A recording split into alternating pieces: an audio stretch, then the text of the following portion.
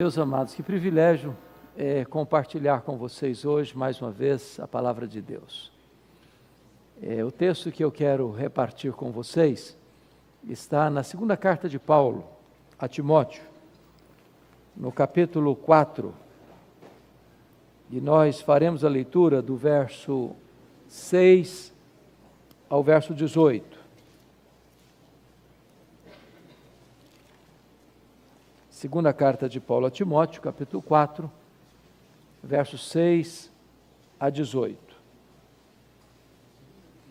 Peço a você que, após a leitura, mantenha sua Bíblia aberta nesta passagem, por gentileza. 2 Timóteo 4, 6 a 18. Eu acho que todos vocês têm ciência de que, das 13 cartas que Paulo escreveu, esta foi a última carta. Ele escreveu esta carta quando estava preso em Roma, numa masmorra, chamada Mamertina. E ele escreveu esta carta já sentenciado à morte, no corredor da morte, aguardando a sua execução. Essas são as últimas palavras de Paulo registradas na Bíblia. Chamaríamos até de palavras de despedida. Portanto, são muito carregadas de emoção. A igreja está vivendo os dias mais sombrios.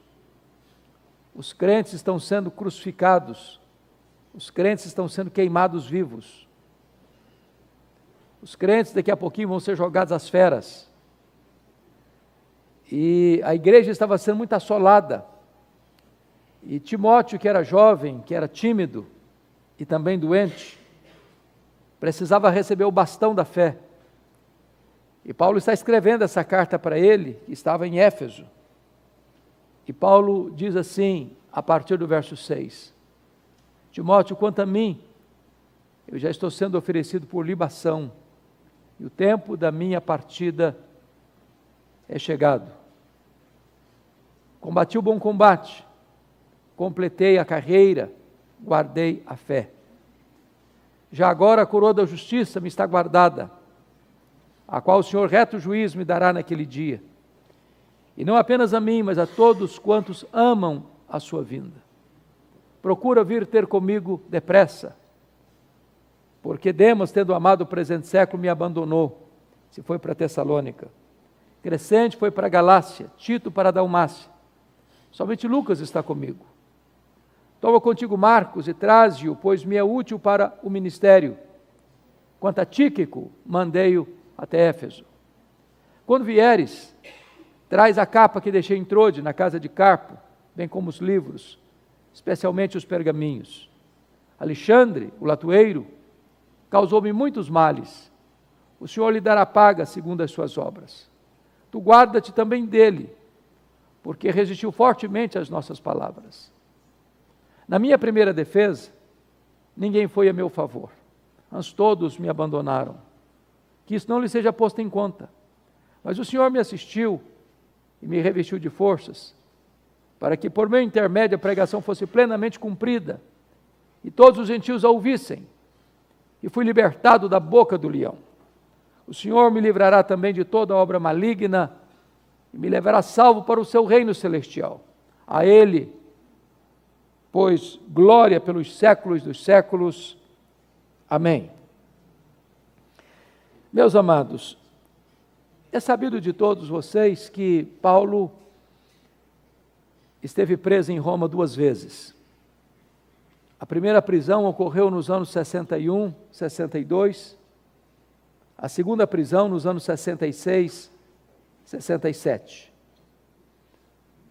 Na primeira prisão, quem estava por trás, orquestrando contra Paulo, eram os seus irmãos, eram os judeus.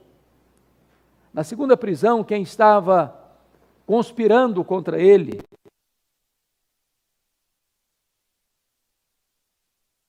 na primeira prisão, ele teve regalias, era uma casa alugada. Mas na segunda prisão, ele foi jogado numa masmorra, fétida, escura, úmida, insalubre, de onde as pessoas saíam leprosas ou para o martírio. Na primeira prisão, ele orou para sair, ele pediu oração para sair, e de fato saiu.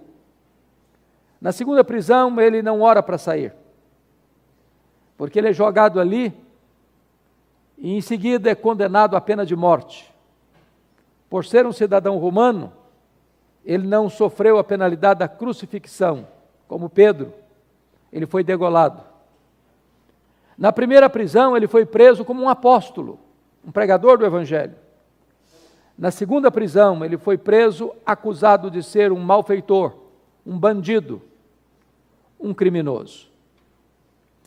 Talvez você pergunte, por que Paulo foi preso pela segunda vez? Também é da ciência de todos vocês, que no dia 17 de julho do ano 64, acontece uma grande tragédia no Império. A mais poderosa e populosa cidade do mundo na época, a cidade de Roma, conhecida como a cidade eterna, capital do Império, com mais de 1 milhão de habitantes, é criminosamente incendiada. Dizem os historiadores que o próprio imperador Nero, que reinou de 54 a 68, foi o incendiário. E ele assistiu esse horrendo espetáculo do alto da torre de Mecenas, vestido de ator, tangendo a sua lira, enquanto as chamas lambiam de forma voraz a cidade de Roma. Foram 7 noites e 6 dias de incêndio, de 17 de julho a 24 de julho. Quando o incêndio acabou, a cidade estava devastada. Dos 14 bairros de Roma, 10 deles foram fortemente atingidos. Mas, curiosamente, os 4 bairros restantes, densamente povoados por judeus e cristãos, dão a Nero um álibi para botar a culpa do incêndio de Roma nos cristãos. E começa então um verdadeiro massacre. Faltou cruz na época, madeira para fazer cruz na época, tamanha quantidade de crentes crucificados. Quando não tinha mais madeira, os crentes eram amarrados nos postes, cobertos de piche e queimados vivos para iluminar as noites de Roma. Nessas alturas, Paulo era já o grande líder do cristianismo no Ocidente. E ele começa a ser procurado, caçado, até que botam a mão nele. Talvez em Trode, na casa de Carpo. Não deu sequer para pegar seus objetos pessoais, sua capa, seus livros, seus pergaminhos. E então agora ele é levado a Roma. E ele é jogado nessa masmorra mamertina. Talvez você pergunte ainda, o que é que esta situação produziu na alma de Paulo? Que efeitos isso teve na sua vida? Então, confira comigo o capítulo 2, versículo 9, quando ele vai dizer que por causa do Evangelho, ele sofreu até algemas, como um malfeitor.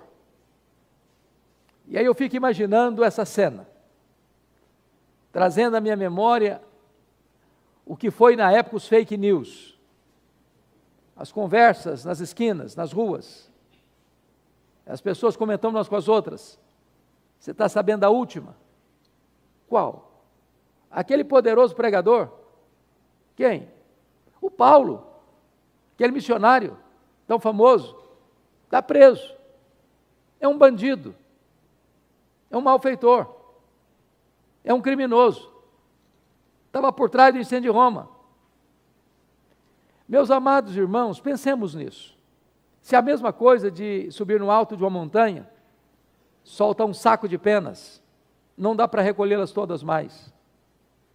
Você já imaginou o efeito desastroso para a reputação de Paulo? As pessoas comentando, destruindo, minando, solapando a reputação dele. As pessoas comentando, esse cara é um bandido. Imagine o efeito emocional que isso produziu nele, de ver o seu nome na lama, de ver o seu nome conspurcado, maculado, por um comentário maldoso. E ele diz que sofreu algemas como um malfeitor, como um bandido, como um criminoso. Segundo lugar, dá uma olhadinha aí no capítulo 1, versículo 15. Ele vai dizer o seguinte para Timóteo: Ô Timóteo, você está ciente de que todos os da Ásia me abandonaram. A pergunta é: quem são esses da Ásia? E a resposta seria: aqueles que foram fruto do seu ministério na Ásia. Ele passou 3 anos na Ásia. A cidade de Éfeso, que era uma das grandes metrópoles daquele tempo, com mais de 300 mil habitantes, foi profundamente impactada pelo ministério dele. Além do mais, no período em que lá ficou, igrejas foram plantadas na província da Ásia Menor, como Esmirna, Pérgamo, Tiatira, Sardes, Filadélfia, Laodiceia, Colossos e Herápolis. Eram seus filhos na fé, mas se acovardaram, abandonaram Paulo, deixaram Paulo sofrer as consequências daquela perseguição tão atroz. Não é fácil você ser abandonado. Não é fácil você ser abandonado numa hora de crise. E não foram alguns, nem a maioria, todos abandonaram Paulo. Ele está sozinho. Mas olha o capítulo 1, versículo 8. Paulo vai dizer assim para Timóteo: Timóteo, não te envergonhes, portanto, do testemunho de nosso Senhor, nem do seu encarcerado que sou eu. Talvez nada mexeu mais com as emoções de Paulo que isso aqui. Timóteo era o seu mais próximo colaborador. Era o seu filho amado. Timóteo está com vergonha de Paulo. Timóteo está acovardado. Timóteo está com constrangimento de dizer: esse homem é meu pai na fé, esse homem eu conheço, ele não é um bandido, ele não é um criminoso, ele é um homem de Deus. Mas tem mais. Dá uma olhadinha no capítulo 4, verso 16. Vocês todos sabem que o direito romano é estudado até hoje nas melhores universidades de direito. Paulo mesmo, debaixo de uma acusação tão pesada, ele teve direito de defesa. Marcaram uma audiência para que ele apresentasse suas testemunhas. Aquilo que é chamado aqui de primeira defesa. E eu fico imaginando que Paulo deve ter ido para lá, quase certo e convicto de que teria muita gente lá, para dizer: esse cara não é um bandido. Esse homem é um homem de Deus. Esse homem não tem nada a ver com o incêndio de Roma. Ele é inocente. Quando ele chega nessa audiência, diz ele aqui: na minha primeira defesa, ninguém foi a meu favor. Ninguém apareceu. Se apareceu, ninguém abriu a boca para falar uma palavra sequer em defesa dele. Ao contrário, todos o abandonaram. E então ele é sentenciado à pena de morte, à revelia, porque não tinha sequer uma testemunha para defendê-lo. Portanto, ele está agora aguardando só o dia da sua execução, no corredor da morte.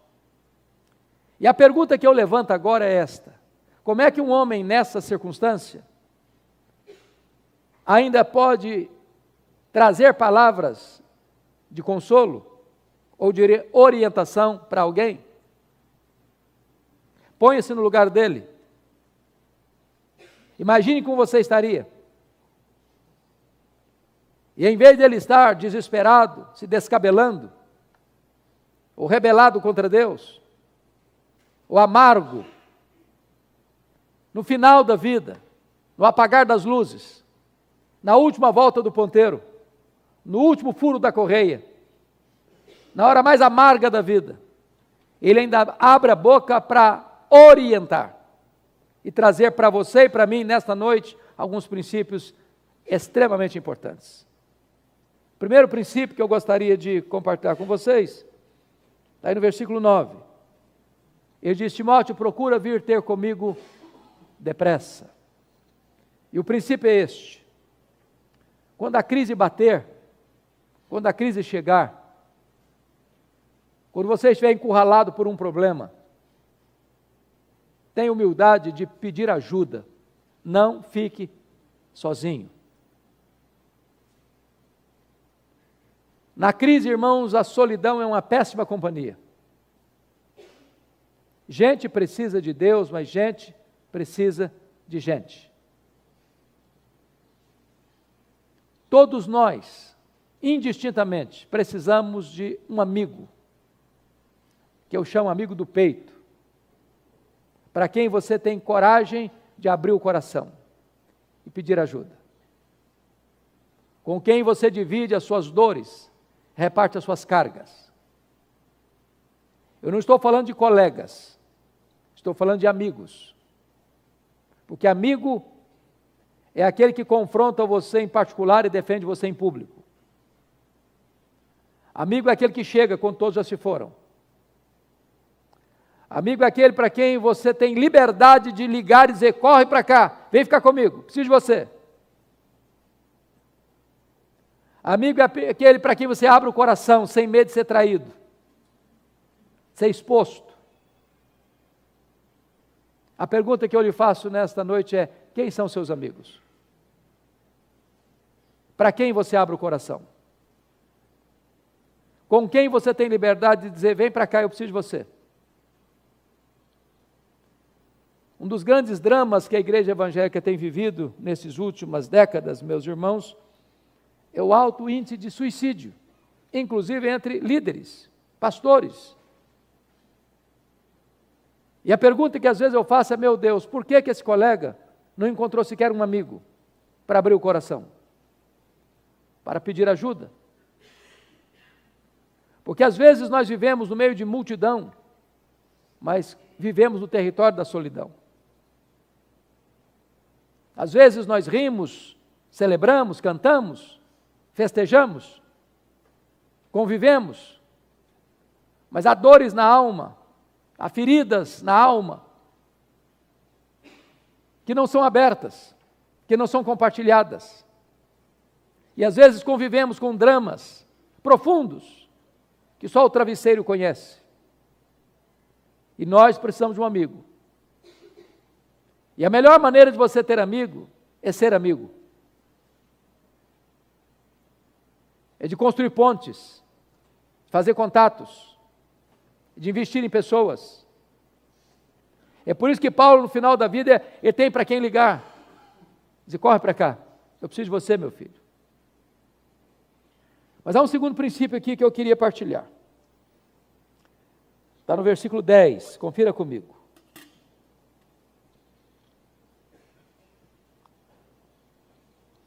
Porque Demas, tendo amado o presente século, me abandonou. E o princípio que está aqui por trás é o seguinte: se as pessoas decepcionarem você, não faça registros de mágoas. Põe o pé na estrada, continue caminhando. Irmãos, isso não é se, é quando. As pessoas vão nos decepcionar. E nós vamos decepcionar as pessoas. A questão não é o que as pessoas vão fazer com você. A questão é como você vai reagir a isto. Porque se você guardar mágoas e ruminar as memórias amargas, você vai perder a alegria, perder o sono, perder o apetite, perder a paz, perder a saúde, perder o foco. Eu li um livro que marcou muito a minha vida, um livreto de Viktor Frankl, Em Busca de Sentido. E esse homem é o pai da logoterapia, é um judeu que ficou preso no campo de concentração nazista e sobreviveu. E ele diz uma coisa interessantíssima, ele diz o seguinte: a única coisa que ninguém pode tirar de você é o direito que você tem de fazer suas escolhas. As pessoas podem tirar seus bens, sua saúde, sua família, sua vida. Mas ninguém pode tirar de você o direito que você tem de fazer suas escolhas. As pessoas falam mal de você, você fala bem delas. Elas amaldiçoam você, você abençoa elas. Elas perseguem você, você ora por elas. Porque se alguém machucou você um dia, abandonou você na hora mais crítica da sua vida, virou as costas para você, caminhou com você um tempo, agora não caminha mais. Você ficar preso a isso, ruminando isso, alimentando memórias amargas, você perde a razão para continuar caminhando. Quantas pessoas feridas na família, porque um dia alguém machucou, um dia o marido abandonou, um dia a esposa abandonou, um dia os pais abandonaram, um dia os amigos próximos abandonaram. Parece que a vida perdeu o sentido dali para frente. Não se teve forças mais para prosseguir. E Paulo está nos ensinando uma lição aqui. Se alguém machucou você, decepcionou você, não faça registro de mágoas. Põe o pé na estrada e continue caminhando. Não afunde, não naufrague nessa tempestade. Terceiro princípio. Olha comigo o versículo 11. Toma contigo Marcos e traze-o, pois me é útil para o ministério. Para mim, o princípio que está por trás aqui é este. Se na caminhada da vida, você se lembrar que você foi rude demais com alguém, machucou alguém, feriu alguém, tenha coragem de voltar, de pedir perdão, de restaurar, e de construir pontes onde um dia você cavou abismos. Eu só posso interpretar o versículo 11 à luz de mais dois textos. O primeiro deles, Atos 13:13. Esse Marcos aqui é o João Marcos, primo do Barnabé, que abandonou os dois missionários na primeira viagem missionária em Perge da Panfilha. A Bíblia não diz por quê. Podemos fazer pelo menos 3 cogitações. Talvez uma delas seja a verdade. A primeira delas, o Marcos era muito moço, muito jovem. Quem sabe pensou que missões fosse turismo. Quando ele percebeu que não era, se decepcionou e voltou para a casa da mãe. Segunda possibilidade, quando ele saiu de Antioquia, o líder da caravana era o seu primo, Barnabé. Lá em Pafos, Paulo assume o comando. E agora quem lidera a caravana não é mais Barnabé, é Paulo. Ele deve ter pensado, sob a liderança do meu primo, eu tinha coragem de ir, na liderança do outro eu não vou. Terceira possibilidade, e eu creio na terceira.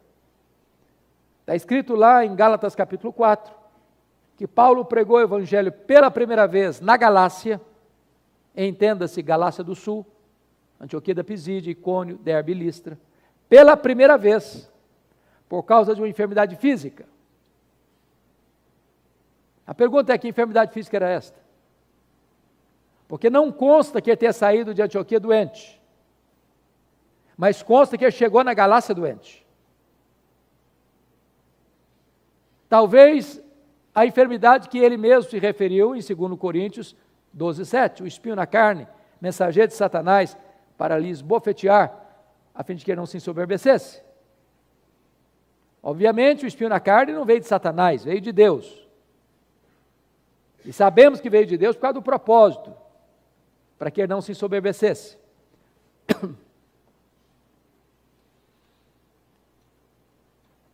Agora, os estudiosos afirmam que aquela região de perto da Panfilha, que era uma região alagadiça, pantanosa, tinha forte incidência de malária.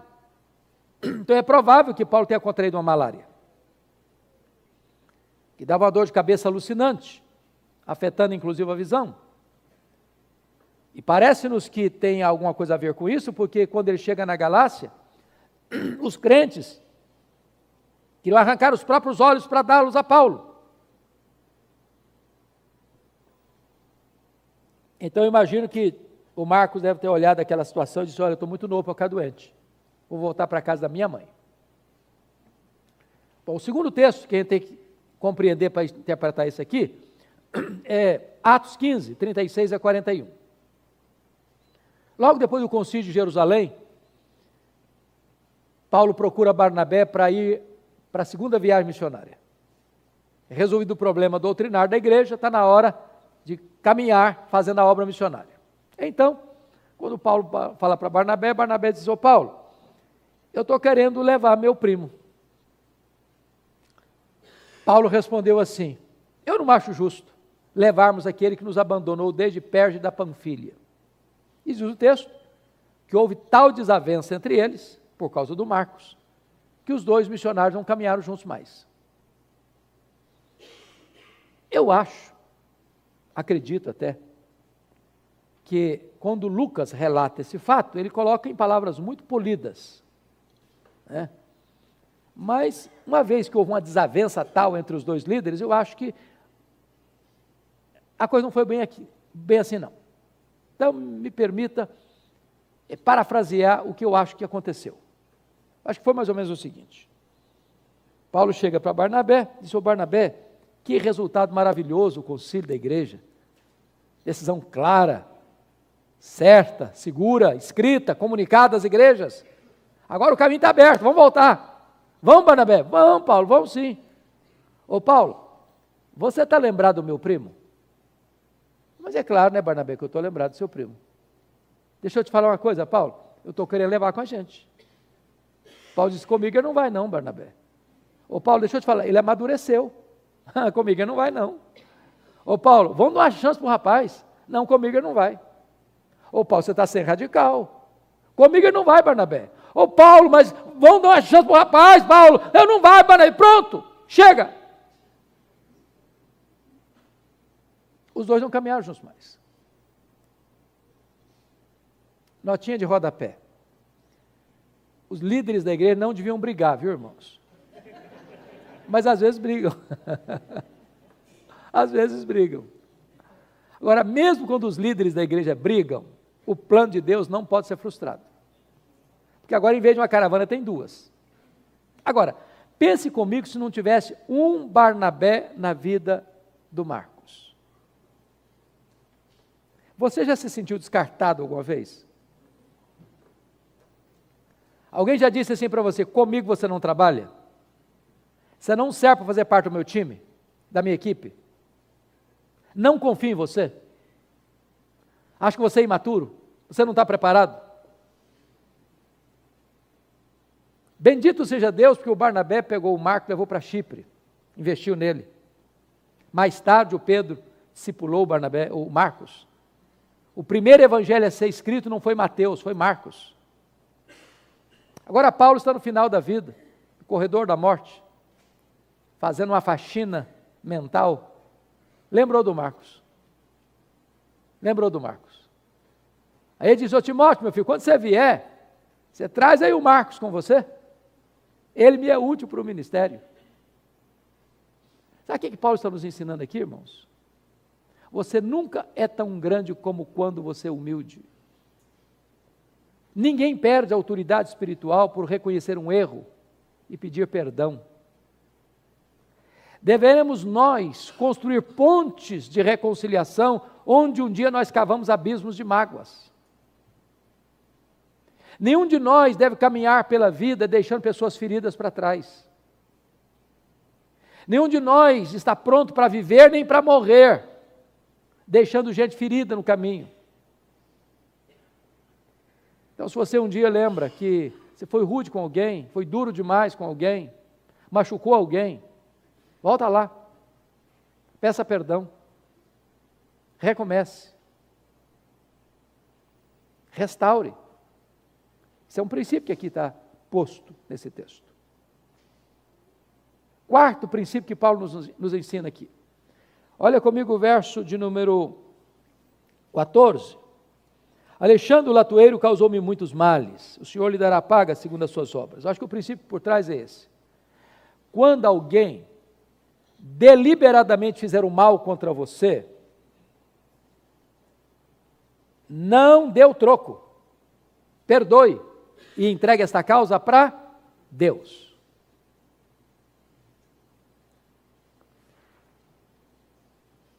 Às vezes, as pessoas ficam chateadas com a gente sem você saber. Eu acho que os pastores aqui são mais crentes, né, do que eu. Acho que nunca aconteceu com eles, mas comigo às vezes acontece isso aí. Eu tomo um susto. Eu chego às vezes na igreja, e uma pessoa, ao chegar no pátio da igreja, me puxa de lado assim e falou: pastor, estou muito chateado com o senhor. Eu falei: mas o que houve? O senhor não está lembrado? Eu falei: não estou. Aquele dia, eu falei: qual dia? Aquele dia que o senhor chegou Está lembrado? Não. Estava fulano, beltrano, ciclano, o senhor falou com fulano, beltrano, ciclano. O senhor passou reto, não falou comigo. E eu não lembrava disso. Eu não estou sabendo de nada. Deve ter sido um lapso de memória, um descuido. Se ele não falasse comigo, eu nunca pedi desculpa para ele, porque eu não estou sabendo de nada. Ou às vezes tem um ruído de comunicação. Você fala uma coisa, a pessoa entende outra. Agora é diferente. Quando alguém planeja, urde, maquina, conspira para atingir você, para machucar você, para ferir você, para puxar o seu tapete, para apunhalar você pelas costas. Os estudiosos dizem que Alexandre Latueiro foi quem delatou Paulo, para que eles o encontrassem e o prendessem. O que você faz quando alguém deliberadamente faz o mal contra você? Você dá o troco? Você paga na mesma moeda? Crente não faz essas coisas, né, irmãos? Ou faz? Talvez você diga assim, bom, eu não faço não. Mas eu vou dizer para a pessoa assim, fulano, eu não vou dar o troco não, mas o seu dia vai chegar. O seu dia vai chegar. E quando o seu dia chegar, a minha vitória vai ter sabor de mel.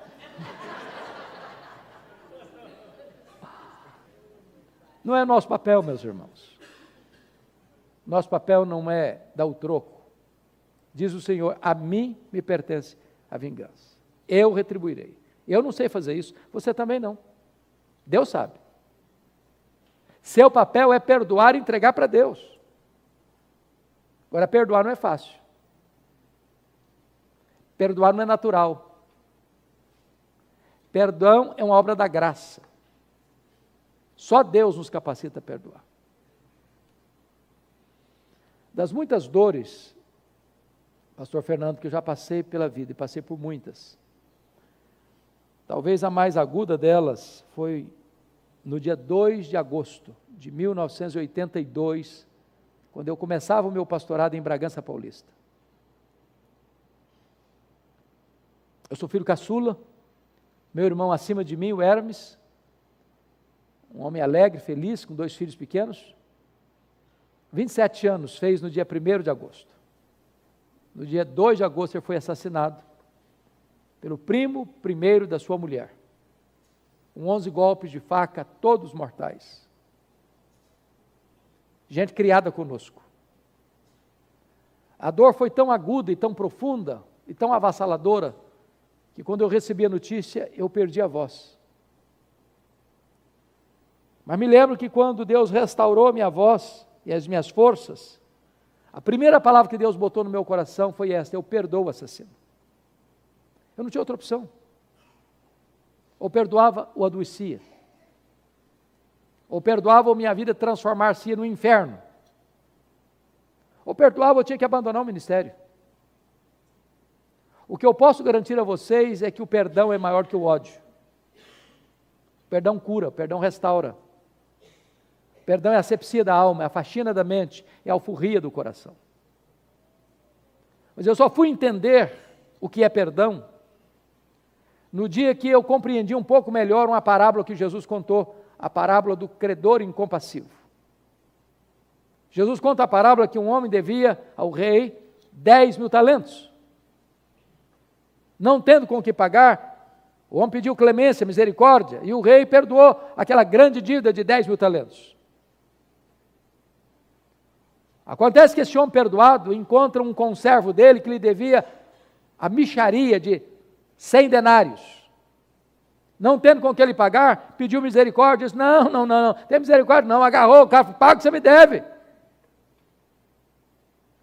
O rei ficou sabendo disso, ficou muito irado, mandou chamar o homem e disse, olha, servo malvado, eu perdoei a você 10.000 talentos, você não conseguiu perdoar o seu conservo 100 denários? Pois bem, você vai ser entregue aos verdugos, aos flageladores, até que pagues o último centavo. E Jesus termina a parábola assim, assim vosso Pai Celeste vos fará, se do íntimo não perdoardes uns aos outros. E a parábola terminou, e eu não entendi quase nada. Quase nada. Sabe por que eu não entendi quase nada? Eu não sei quanto vale 10 mil talentos. Também não sei quanto vale 100 denários. Ficou dito pelo não dito. Não é a minha moeda, não estou sabendo que valor é esse. Na verdade, Jesus não contou uma parábola, Jesus contou uma hipérbole. Ninguém podia dever, naquele tempo em Israel, 10 mil talentos. O que são 10 mil talentos? Um talento são 35 quilos de ouro. 10 mil talentos são 350 mil quilos de ouro. Na época o salário era 1 denário por dia. Para um homem juntar 10 mil talentos, ganhando 1 denário por dia, ele teria que trabalhar 150 mil anos. Sabe o que significa isso? Essa dívida era o quê? Impagável. Esse é o tamanho da sua dívida com Deus. Esse é o tamanho da minha dívida com Deus. A nossa dívida é impagável. O que Deus fez conosco? Deus nos perdoou completamente. O que são 100 denários? 100 dias de trabalho.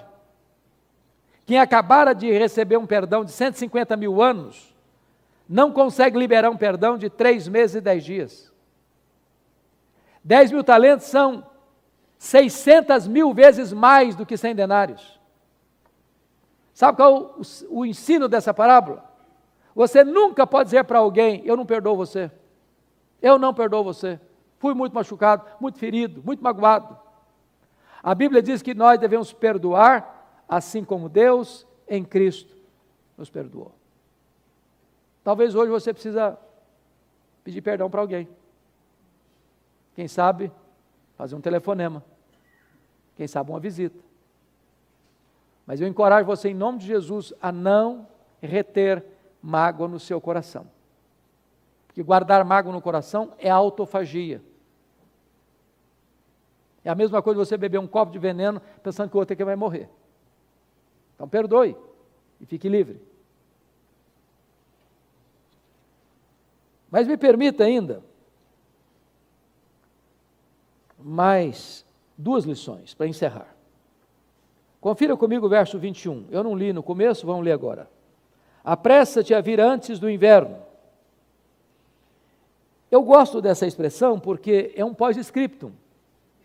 Paulo já havia dito no verso 9 assim, procura vir ter comigo depressa. Mas depressa é um termo que não é preciso, exatamente preciso. Eu não sei o que é depressa. Pode ser 1 minuto, 1 hora, 1 dia, 1 semana, 1 mês, eu não sei, depende. Então Paulo não quer que Timóteo tenha qualquer dúvida do que ele está falando. Então num pós-escrito diz, meu filho, quando eu disse, procura vir ter comigo depressa, eu estou querendo dizer o seguinte, venha antes do inverno. Por que está falando isso? Porque no período do inverno não se navegava com segurança. Eram 3 meses que não se navegava, senão com grandes riscos. É só ler Atos 27 para entender isso. O que Paulo está dizendo para Timóteo é o seguinte, ô Timóteo, ou você vem ao seu inverno, ou nem precisa vir. Porque se você esperar o inverno passar para vir, já terei sido executado. Então qual é o princípio que está aqui? O princípio é este. Há coisas na vida que ou você faz hoje, ou você nunca mais vai ter chance de fazê-lo. Oportunidades passam. É aquela conversa, é aquele confronto, é aquele diálogo, é aquele acerto, é aquele perdão, é aquela aliança, é aquele aconselhamento, é aquela ajuda, é aquele socorro, é aquela declaração de amor, é aquele gesto de bondade. Não espere, porque pode ser tarde demais. Uma das coisas que me impressionam na nossa cultura são os nossos funerais. Acho que eu já disse isso aqui uma vez. E a coisa que mais me impressiona nos nossos funerais é que o defunto recebe mais elogio do que a gente viva. Já percebeu isso? É uma rasgação de seda em cima do caixão que não tem mais jeito. A pergunta é se aquele defunto escutou em vida aqueles elogios. Porque elogiar um defunto não vai consolá-lo. E ele não vai se levantar para dar um abraço em você. E se levantar, você corre também. Tem elogio enquanto a pessoa pode dar um abraço em você. Enquanto ela pode ser encorajada. Há pessoas na igreja que ficam assim cheias de dedos. Não, pastor, esse negócio de elogiar é um perigo, isso leva a pessoa a ficar vaidosa. Não, meu irmão, o que a Bíblia proíbe é hipocrisia. É falar uma coisa e sentir outra. A Bíblia está cheia de elogios. Uma palavra boa na hora certa, com a motivação certa, é um bálsamo. É um bálsamo. A segunda coisa que me impressiona é que defunto recebe mais flores do que gente viva. Já dá para entender isso? Eu fui num funeral em Vitória e eu contei 86 coroas de flores. Contrataram um grande caminhão para levar as flores, um caminhãozinho pequenininho para levar o defunto. E eu fiquei do lado olhando e pensando, meu Deus, coitado do defunto, não consegue cheirar um botão de rosa mais, para que tanta flor para ele? Mas sabe por que os mortos recebem mais flores do que os vivos? É porque a voz do remorso é maior que a voz da gratidão. Não espere a pessoa morrer para mandar flores. Bom, descontraindo um pouco com vocês. Falar em morte deixa a gente tenso, né? Me falaram por aí que os homens aqui da Guanabara são muito românticos.